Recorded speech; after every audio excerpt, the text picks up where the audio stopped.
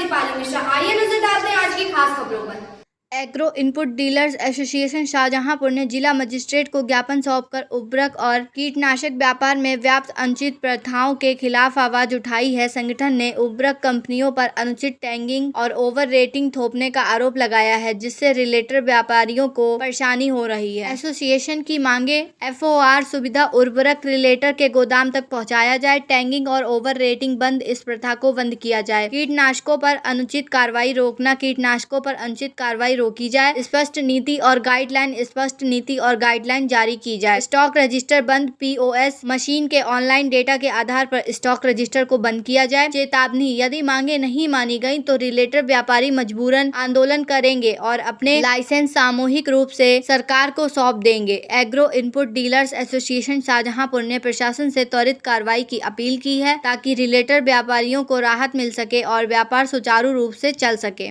Laser भी वो register. Sir, जब मैं ऑनलाइन यूरिया लेता हूँ, एक मिनट भैया, मैं ऑनलाइन यूरिया लेता हूँ, ऑनलाइन काटता हूँ, उसके बाद मुझे रजिस्टर क्यों बनाऊँ? और रजिस्टर बनाता हूँ तो 2000 रुपये देने पड़ते हैं रजिस्टर, 2 से 3000 रुपये रजिस्टर का। जी, मेरा टोटल ऑनलाइन है। मेरे माननीय प्रधानमंत्री जी का कहना डिजिटल इंडिया, हम जब डिजिटल में है तो हमें उसमें कैसे करना चाहिए? मेरा स्टॉक आप तुरंत हमारी मशीन पे देख सकते हैं जी। बोलो दुकान वाला एक काम सर जी, एक और समस्या है। सबसे बड़ी समस्या जो है वो क्या है?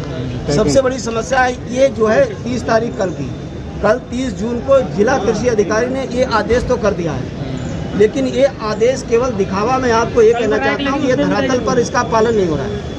धरातल पर यदि किसी आदेश का पालन नहीं हो रहा है तो मैं समझता हूँ यहाँ का कृषि विभाग सीधे जो है व्यापारियों के उत्पीड़न के इस कार्य में शामिल है। और यदि आज के बाद ये उत्पीड़न जारी रहता है तो भारतीय कृषक दल के रूप में हमें व्यापारियों के साथ बेमियादी सत्याग्रह के लिए बाध्य होगा। ये जिम्मेदारी हमारी ये 4 मांग है।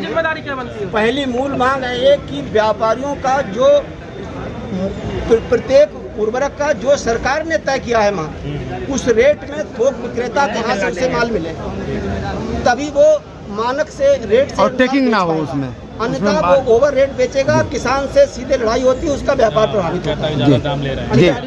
दूसरी बात इसमें एक और साहब है, जो थोक विक्रेता हैं वो जो बिना लाइसेंस धारक दुकानें चल रही हैं, उनसे सेटिंग करके उनको 20 रुपये तेज बेच दिया।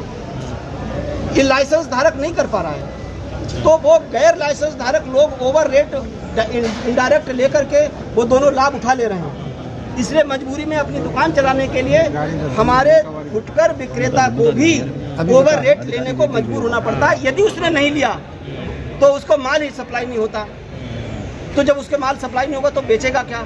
मजबूरी में वो उसका शिकार हो जाता है। दूसरी चीज, वो 30 से 40% माल जो उसको नहीं चाहिए, यूरिया के साथ सल्फेट वो किसान को भी नहीं चाहिए। जो